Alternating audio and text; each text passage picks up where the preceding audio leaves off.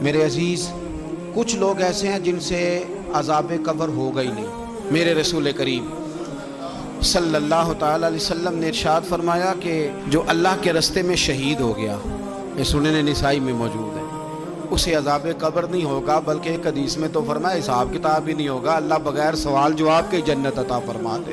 کچھ لوگوں کو لوگوں کی بخشش پہ بھی مسئلہ ہی بنتا ہے کہ کوئی بخشا نہ جائے۔ اور ایک صاحب کہہ رہے تھے جی یہ کیا معاملہ ہے کہ جمعے کو بندہ مر گیا یا فلانا ہو گیا تو اس سے حساب کتاب نہیں ہوگا، اتنے بڑے جرم لوگوں نے کی، اتنے پاپ، اور جمعے کو مر گیا تو بخشا جائے گا۔ تو میں نے کہا جرموں کا بھی اسے حساب اللہ لے لے گا، لیکن میاں حساب کتاب کی ڈیوٹی نہ اللہ کی ہے تو بہتر یہ ہے کہ اسی کے ہاتھ میں رہے، تو نہ اپنے ہاتھ میں لینے کی کوشش کر۔ سنن ترمذی کی حدیث۔ ہمیں پتہ نہیں کیا مصیبت ہے، ہمیں پتہ نہیں کیا مسئلہ ہے۔ ایک جنازے سے میں نکلا، آپ یقین کریں کبھی کبھی کلیجہ پھٹ جاتا ہے۔ میں ایک جنازے سے نکلا تو میرے ساتھ ایک بندہ جنازہ پڑھ کے نکلا تو کہنے لگا جی پیر صاحب دیکھیں آج کتنی دنیا آئی ہے، حالانکہ یہ بندہ اس طرح کا تھا، اس طرح کا تھا، اس طرح کا تھا۔ میں نے اسے کہا یار تجھے تو فکر ہی لگ گئی ہے کہ جنت میں چلا ہی نہ جائے، تو اس طرح کرنا جنت کے دروازے کے سامنے کھڑے ہو جانا ڈنڈا لے کے کہ میں نے نہیں جانے دینا۔ شرم آنی چاہیے ہمیں۔ اللہ فرماتے ہیں جنت اتنی چوڑی ہے جتنے زمین و آسمان، اس کی چوڑائی زمین اور آسمان کے برابر ہے، تو ہم تو اپنے علاوہ کسی کو جانے نہیں دینا چاہتے جنت میں۔ اور بس کریں، جنت خدا کا فضل ہے، اور اللہ فرماتے ہیں میرا فضل میں جسے چاہتا ہوں عطا کرتا ہوں۔ یہ سنن ترمذی کی حدیث، اور اس کے راوی حضرت عبداللہ ابن عمر رضی اللہ تعالیٰ عنہ، نبی پاک علیہ السلام نے فرمایا جو مسلمان جمعے کے دن یا جمعے کی رات کو فوت ہو، اس کو اللہ تعالیٰ قبر کی آزمائش سے محفوظ رکھتا ہے۔ جو جمعے کی رات فوت ہو جائے یا جمعے والے، یعنی جمعے رات اور جمعے کی درمیانی رات چلا جائے یا جمعے والے، تو اللہ اسے عذاب قبر سے۔ تو میرے عزیز، جو بندہ شہید ہو اس سے عذاب قبر نہیں ہوتا، جو آدمی جمعے کے دن یا جمعے کی رات چلا جائے اسے بھی عذاب قبر نہیں ہوتا۔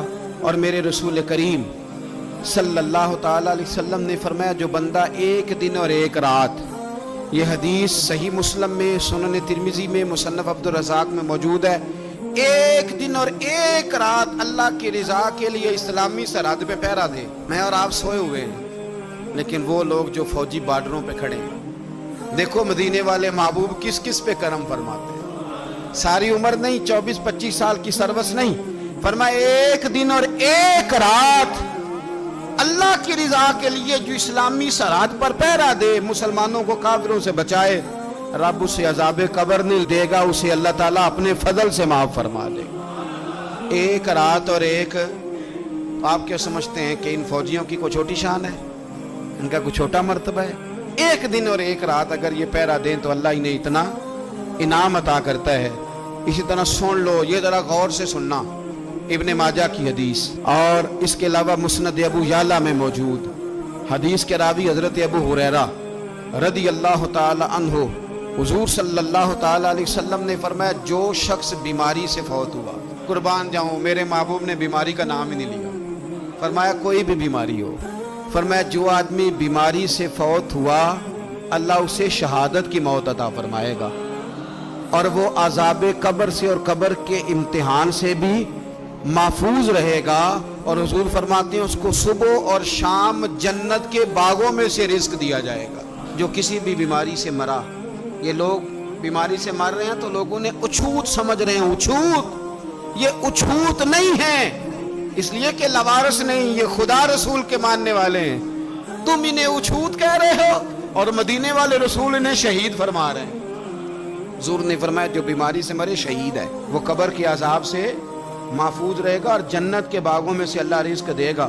لوگ کہتے ہیں دیکھو جی بڑا تانگ ہو کے دنیا سے گیا ہے، تو اس بندے کو بھی عذاب قبر نہیں ہوتا۔ اسی طرح جو بندہ سورہ ملک پڑھتا ہے، سنن ترمذی میں حضرت ابن عباس سے روایت ہے کہ حضور صلی اللہ علیہ وسلم کے ایک صحابی نے ایک جگہ خیمہ لگایا تو وہاں سورہ ملک پڑھنے کی آواز آتی، کوئی بندہ پڑھنے والا نظر نہیں آتا تھا۔ جب حضور کی بارگاہ میں عرض کیا تو فرمایا وہاں قبر تھی اور قبر کے اندر بیٹھ کے میرا صحابی سورہ ملک کی تلاوت کر رہا ہے۔ اگر ہمیں خسرہ نمبر یاد ہو جاتا ہے نا اپنی جگہ کا، اور ہمیں پتہ ہوتا ہے کہ میرے والا حصہ کتنے کروڑ کا ہے، اگر ساری کہانیاں ہمیں یاد ہوتی ہیں تو سورہ ملک بھی ہمیں یاد ہو سکتی ہے۔ موبائل پہ اس کو ریکارڈ کر لیں، پھر اس کو سنیں، کبھی بھی سورہ ملک میں، اور ہمارے سلسلہ عالیہ میں تو سورہ ملک وظیفہ ہے، ہمارے الوظیفۃ الکریمہ میں اعلیٰ حضرت نے لکھا ہے کہ رات کو سورہ ملک اور سورہ یاسین کے بغیر سونا نہیں۔